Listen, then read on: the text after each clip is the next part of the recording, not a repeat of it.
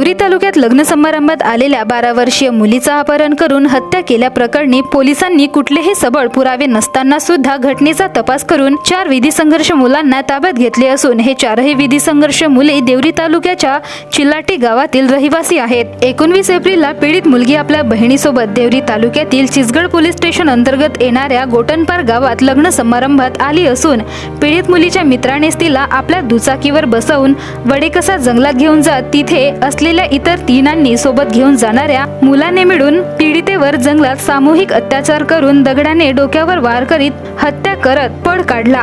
20 एप्रिलला सकाळी पीडितेचा शोध घेत असताना गावकऱ्यांनी पीडित मुलीचा मृतदेह जंगलात दिसताच पोलिसांना त्याची माहिती दिली। मात्र सदर घटनास्थळी मोबाईल नेटवर्क सुद्धा नसल्याने पोलिसांना आरोपीचा शोध घेण्यास अडचण निर्माण होत असल्याने पोलिसांनी 6 टीम तयार करून या संदर्भात तपास सुरू केला। पीडितेच्या मोबाईलवरून काही मुलांशी चॅटिंग समजून आल्याने आणि हत्येच्या वेळ सारखा असल्याने पोलिसांनी तपास चक्र फिरवीत 4 विधी संघर्ष मुलांना ताब्यात घेत चौकशी केली असता 2 मुलांनी गुन्हा कबूल केले असल्याची माहिती पोलिसांनी दिली। तर गावकऱ्यांनी अशा घटना घडल्यास पोलिसांना तपासाकरिता सहकार्य करावे असे आवाहन अपर पोलीस अधीक्षक नित्यानंद झा यांनी केले आहे। तर या 4ही विधी संघर्ष बालकांची रवानगी बाल सुधार गृहात करण्यात आली आहे।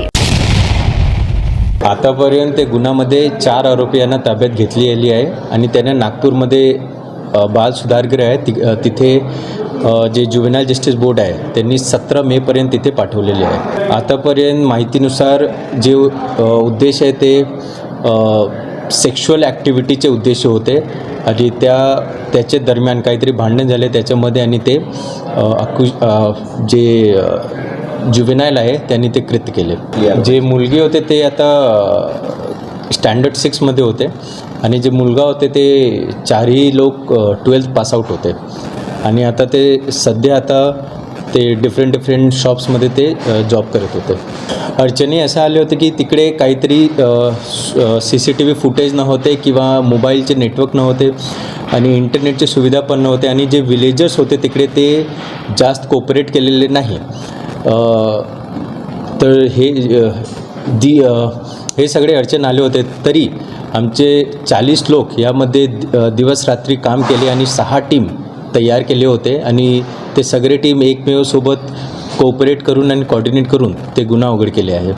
ते जे कलम आहे ते 302, 376, 363 IPC आणि 4 आणि 6 पॉक्सोचे ॲक्ट। जे 4 लोक होते त्याची वय आहे 17 साल 2 महिने, 17 साल 4 महिने, 17 साल 6 महिने आणि 17 साल 10 महिने।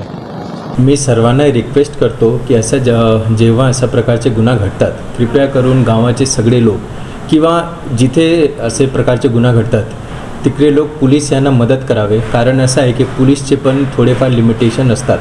तर या केसमध्ये जसं झाले की आम्हाला जास्त काही कोऑपरेशन भेटलेले नाही तरी पुढे जर त्याच्याकडे जे गावाकडे जे लोक आहेत त्यांना जर काही माहीत असले तर ते कृपया करून आम्हाला या गुन्ह्याबाबत XYZ जे काही इन्फॉर्मेशन त्याच्याकडे आहे ते विटनेस म्हणून आम्ही त्यांना घेऊ शकतो या गुन्ह्यामध्ये। तर सर्वांना रिक्वेस्ट आहे की कृपया करून तुम्ही आम्हाला मदत करावे, या गुन्ह्यामध्ये पण मदत करावे आणि भविष्यात जर काही गुन्हा घडले अशा प्रकारचे तरी पण तुम्ही मदत करावे। मी पहिल्या दिवसापासूनच माझी भूमिका अशी होती की मी सुरुवातीला पहिल्याच दिवशी जसं मला माहीत पडलं तसंच जी मयत मुलगी होती तिच्या परिवाराला जाऊन घरी भेटलं। त्या ठिकाणी जवळजवळ 100 ते 150 लोक होते।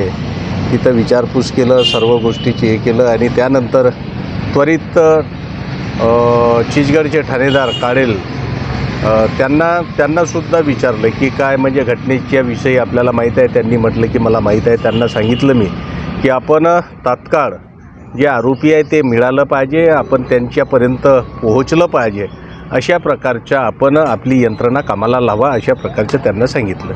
त्यानंतर मी आपले पिंगळे SP गोंद्याचे आपण त्यांच्यासोबतसुद्धा मी फोनवर चर्चा केली।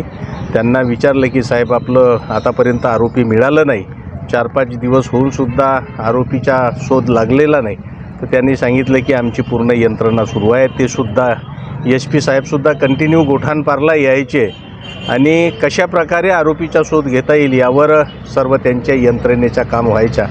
नक्कीचपणे त्यानंतर पुन्हा आम्ही यांना विचारलं, आपल्या चिचगडचे ठाणेदार त्यांना विचारले की काय झालं, तर त्यांनी म्हटलं की आपल्याला थोडा सुगावा लागलेला आहे. आमची यंत्रणा आरोपीपर्यंत पोहोचण्याचं काम करत आहे. पुन्हा गोटानपारला गेलं, त्या ठिकाणी सुद्धा विचारलं. त्या ठिकाणी अनेक लोक उपस्थित होते. त्या घरी जाऊनसुद्धा विचारपूस केली. पुन्हा मग SP साहेबांना फोन केला की साहेब म्हटलं काही लागलं का, तर त्यांनी म्हटलं की नक्कीचपणे आता आरोपी आपल्या हातामध्ये येणं सुरू झालेलं आहे आणि 2 दिवसातच आरोपी आपल्या हातामध्ये येतील, आपल्या हाती लागतील, अशा प्रकारचे त्यांच्याशी बोलणं झालं होतं. आणि पुन्हा काल फोन केलं मी SP साहेबांशी, तर काल त्यांनी सांगितलं की आरोपीचा सुगावा लागलेला आहे. आज देवरीला ह्या ठिकाणी आपले DYSP झासाहेब यांच्याकडे सुद्धा आलो असता त्यांनी सांगितलं की आरोपी आम्हाला मिळालेले आहे. नक्कीचपणे आरोपीचा शोध लागलेला आहे. आज प्रेस कॉन्फरन्स पोलीस विभागाची SP DYSP यांची प्रेस कॉन्फरन्ससुद्धा होणार आहे. मी त्यांना सूचना केल्या की आपण जास्तीत जास्त, आणि आमचीसुद्धा सर्व इच्छा आहे की जे आरोपी आहे त्या आरोपींना जास्तीत जास्त सजा मिळाली पाहिजे. भंडारा गोंदिया जिला वासियों के लिए खुशखबर है। अब आपका मनपसंद channel BS crime India news अब आपके केबल नेटवर्क पर, जी हां, अपने केबल नेटवर्क के एशियन चैनल नंबर 13 पर उपलब्ध है। BS क्राइम इंडिया न्यूज पर खेल, राजनीति, क्राइम, साहित्य व अन्य खबरें प्रकाशित की जाती है। हमारे साथ जुड़ने के लिए तथा हमारे चैनल में खबरें, विज्ञापन आदि के लिए संपर्क करें 8669151757 पर।